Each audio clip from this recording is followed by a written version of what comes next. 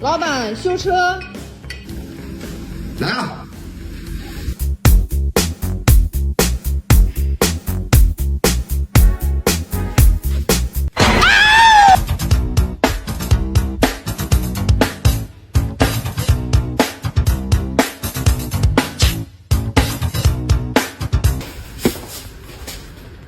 咋了？打方向异响，过减速带也异响，你赶紧麻溜给人看去。哦，还没跳完呢。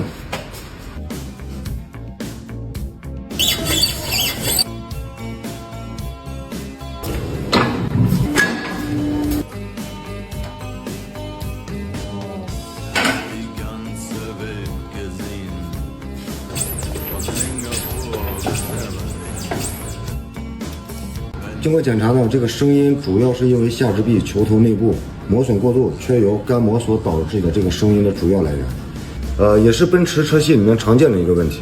开火。